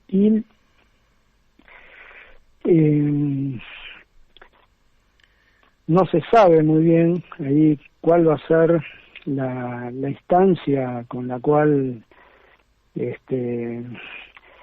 pueden llegar a ponerle un freno a esto, ¿no? Por ahora, frente al decreto 572, que es el que militariza, hubo varios alcaldes y gobernadores de allá que se han plantado diciendo esto es anticonstitucional y que no quieren que se militarice de nuevo el territorio, porque esto es volver todo para atrás, claro, ¿no? A todo el proceso de paz y de reconciliación, de convivencia que se había planteado inicialmente. Bueno, pero evidentemente que ni a Uribe ni a Duque le interesa nada de eso. O sea, ellos tienen un esquema de guerra y de disciplinamiento social, al costo que sea, no les importa mucho. De todas formas, la realidad termina imponiendo que en varios puntos se estén desarrollando comisiones de diálogo locales donde se reconocen a nuevos actores, que es Cali, que es una de las zonas más castigadas por la represión, han sacado ahora una instancia de diálogo donde reconocen a la primera línea, por ejemplo, que son los jóvenes que están ya pasaron a tener una voz propia, organizada, ¿no? Ya no son individuales, ¿no? Pero esa organización se dio así de hecho, de estar y reconocerse como pares en la calle, ¿no? Te vuelvo a insistir, o sea, hay gente por ahí que tiene experiencia militante, pero la mayoría se formó en esto, o sea, es como que despertó a lo que y con mucha claridad respecto de lo que no quieren, ¿no? Y bueno, ahí este es un poco también el desafío que tiene el Comité del Paro, que hay muchos sectores que se han adherido al paro, pero que por ahí no tienen la representación suficiente en ese espacio de coordinación. Y bueno, hay también intentos de ampliar esas instancias de coordinación como para que todos los actores que hoy están interviniendo en la protesta puedan tener una voz más unificada y mayor fortaleza. Bueno, esos son los desafíos que tendrán ellos que resolver. Por lo pronto, la comisión ha hecho un preinforme donde se señalan los principales temas de violaciones que se han registrado, y ahora se va a empezar a procesar toda la información porque es muchísima, y se presentará después un informe así más exhaustivo para llevar ¿no? Como denuncia ante los organismos internacionales para la difusión de distintos sectores populares y probablemente o seguramente se deriven de ahí acciones penales también, ¿no? O sea, por los crímenes de lesa humanidad. Bueno, Leonardo, el tiempo se nos ha ido. De mi parte y de acá, del equipo de La Brújula, la felicitación. La labor que han hecho ustedes me parece que es humanitariamente extraordinaria. Siempre la solidaridad internacional se necesita para las víctimas de un régimen que utiliza el terror para silenciar las voces. Y la verdad que no me queda otra cosa más que enviarte un fuerte abrazo y felicitaciones por la tarea cumplida. Y bueno, los micrófonos estos siempre estarán abiertos para estas causas. Bueno, te agradezco. Igual en la comisión hubo distintas expresiones, ¿no? De movimientos sociales, de partidarios, de sindical y de organismos de derechos humanos. Fue una delegación, al igual que la que fue Bolivia, muy pluralista también, ¿no? O sea que esa solidaridad ha logrado concertar que distintas vertientes de nuestro campo popular pudiera encarar una acción conjunta, ¿no? Más contundente, ¿no? Más efectiva. Claro. Que está bueno tenerlo como antecedente también. Sí, sí, claro que sí. Excelente, aparte, porque bueno, es la unidad que se reclama muchas veces y que no se puede arribar. Bueno, acá por lo menos hubo unidad para esta acción de solidaridad internacional que me parece magnífica. Así es. Bueno, te mandamos un fuerte abrazo, Leonardo. Un abrazo a vos y a la audiencia. Hasta luego. Muchas gracias. Bueno, hemos hablado con Leonardo Pérez Esquivel. Ustedes lo han escuchado, una situación en Colombia que realmente, siempre con los entrevistados quedan temas que no, pero vos fíjate que no ha tenido, Daniel, la cobertura vos sabés que deberían haber tenido estos algunas redes sociales, digo, cobertura mediática, como Facebook y YouTube y el propio WhatsApp, están censurando las imágenes que salen de Colombia, ¿no? Las imágenes de la brutalidad policial y demás. Y bueno, sí, lo que habla a las claras de que no se trata de empresas que uno podría decir, bueno, son empresas tecnológicas neutrales que mantienen su neutralidad frente a los episodios. Si hay una opinión A y una opinión B, ellos no toman partido. Es mentira eso. Estas corporaciones toman partido, son parte de, lógicamente que son muy lindas porque desde el punto de vista del uso de los medios digitales es una cosa extraordinaria, pero no seamos ingenuos, lo hemos sufrido nosotros a través de YouTube. Realmente ejercen la censura y los gobiernos muchas veces se muestran impotentes frente a la prepotencia de estas grandes corporaciones internacionales. Ya estamos en contacto con Laura Deriu. Laura, ¿qué tal? Laura, ¿nos escuchás? No nos escucha, Laura. Ahora sí. Bueno. ¿Cómo te va? ¿Qué decís? Estaba muy bajito y como si estuvieran en el Polo Norte. No, estamos acá en el Palomar. Quizás estaríamos adentro de una cucheta de paloma, pero... Sí, sin aviones además, no hay ruido ahora. Sí, ahora no hay aviones, así que no están pasando por acá arriba de la antena los aviones que iban al aeroparque o al aeropuerto de El Palomar. Te quiero decir que de todas maneras hay opiniones bien divididas que merecerían que se hiciera una consulta popular para que se debatiera el tema de este aeropuerto aquí en esta zona, que es una zona realmente residencial, pero bueno, un buen debate no vendría mal, aunque ahora no están funcionando, así que no debatamos nada y vayamos al grano. Ahora que directamente no hay ni vuelos, así que... No, así que, bueno... ¿por qué no presentás este tema de estas empresas que se presentan a sí mismas, empresas en general con desarrollos de bioingeniería, con tecnologías transgénicas, etcétera, y se presentan a sí mismas como portadoras de valores verdes, por decirlo de alguna manera, como solucionadoras de problemas de contaminación? ¿Qué hay de cierto y qué hay de falso en eso? Bueno, hay de todo un poco, ¿no? Hay de todo un poco, porque dentro de lo que es la biotecnología o la ingeniería genética, bueno, hay estudios que se hacen en medicina, por ejemplo, que se usan esas tecnologías para corregir, digo la palabra corregir entre comillas, no por ingeniería genética, imagínate que esto es muy complicado. Errores en el genoma. Hay muchas enfermedades, como el síndrome de Down, por ejemplo, que tienen que ver con temas genéticos, con errores en el genoma.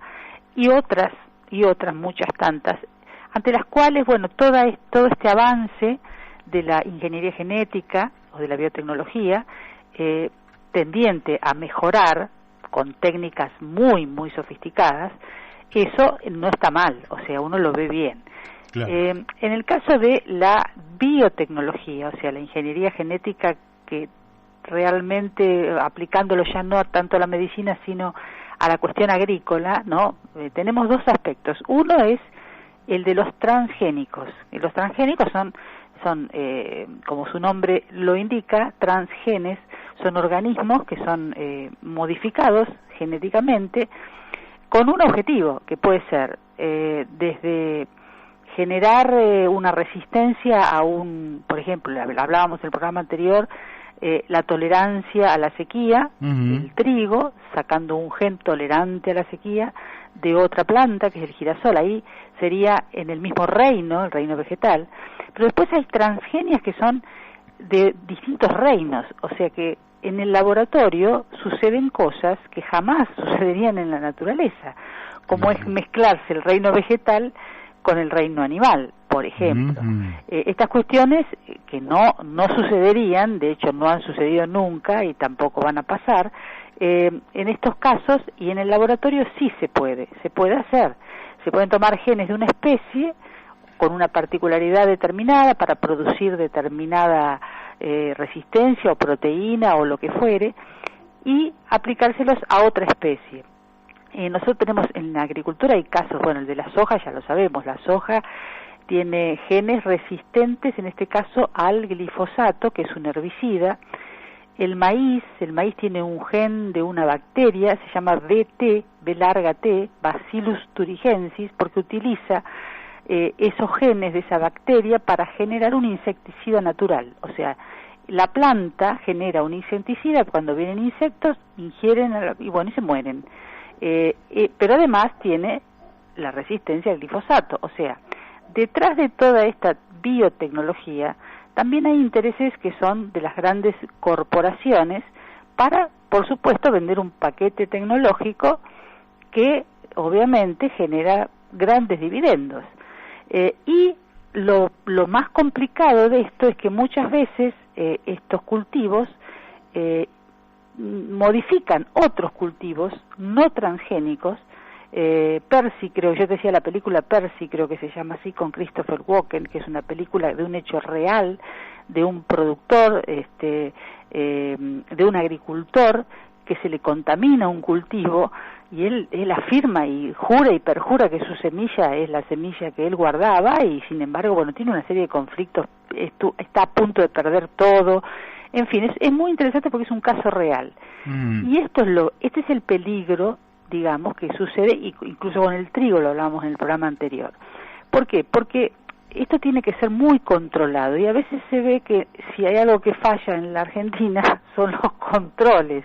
Imaginémonos a este nivel, a nivel genético, algo que no lo ves, algo que para determinarlo tenés que llevarlo a laboratorios muy específicos para determinar si porque el aspecto, o sea, lo que ves es igual. Fenotípicamente es lo mismo lo que vos ves, la planta es igual, pero la genética no es la misma y para eso hay que hacer estudios que son muy costosos. Ahora, ¿no hay un desafío, Laura, en este sentido? Es decir, el ser humano a lo largo del tiempo fue advirtiendo qué estaba bien y qué estaba mal y por tanto, bueno, lo resuelve a través de un código penal, etcétera. Ahora, cuando se producen permanentemente novedades en el campo científico-tecnológico, innovaciones que no pueden estar, digamos, catalogadas en ningún lugar, ¿no tendría que existir un comité de bioética, por ejemplo, para determinar qué está bien y qué está mal, o por lo menos una luz verde y una luz roja? sí, esos comités existen. Lo que pasa que también dentro del ministerio también está la parte específica que se dedica a estas cuestiones de control de la biotecnología y que aprueba o no la liberación, digamos, de eventos, le llaman, ¿no? Nuevos eventos, nuevas semillas o nuevos organismos genéticamente modificados.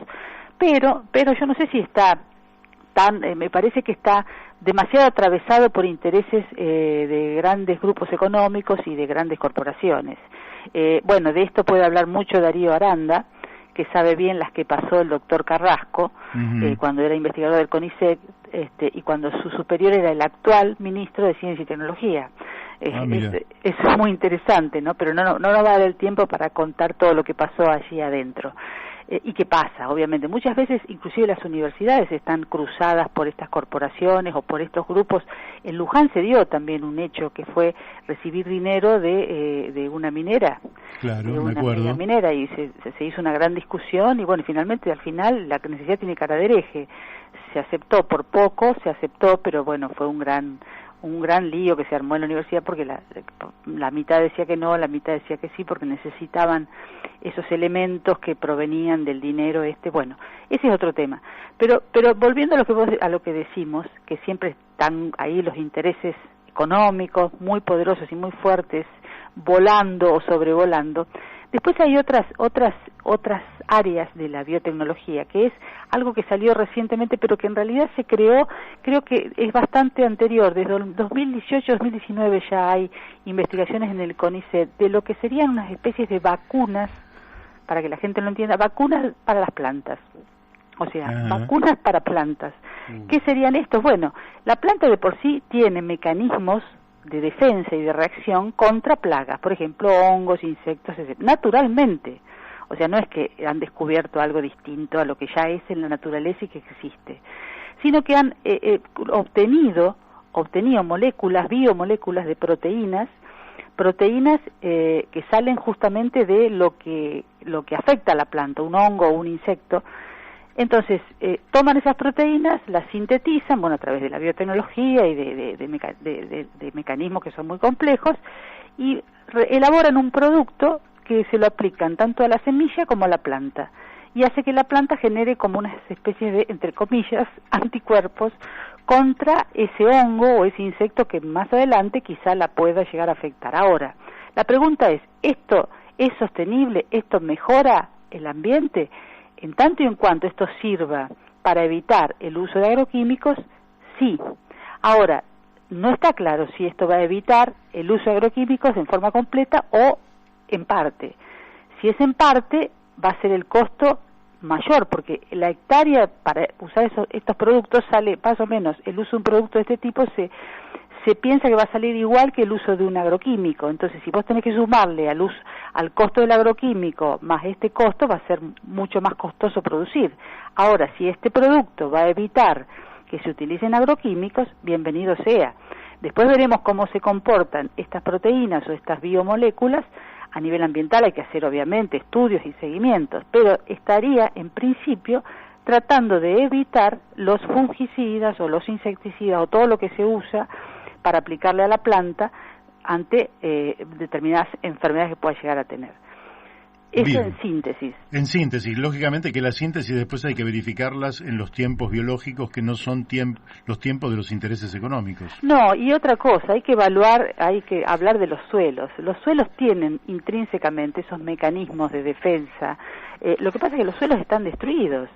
En la Argentina ha habido un proceso, que es para hablarlo largo y tendido, ¿no?, de destrucción de los nutrientes de los suelos, y que ha quedado prácticamente con una materia orgánica que nadie la encuentra, porque inclusive ahora están quejándose de que hay que fertilizar y que nada más que el 30% fertiliza y que había que fertilizar el 100% porque los nutrientes no están.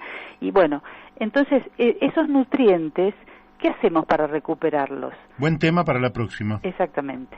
Buen tema para la próxima. Laura, como siempre, muchísimas gracias y siempre cortito el tiempo, pero bueno, ¿qué vas a hacer? Importa, Cuando pase la pandemia venís aquí a la radio y charlamos largo. Ay, sí, mirá, vos, eso pasará algún día, a veces pienso, ¿no?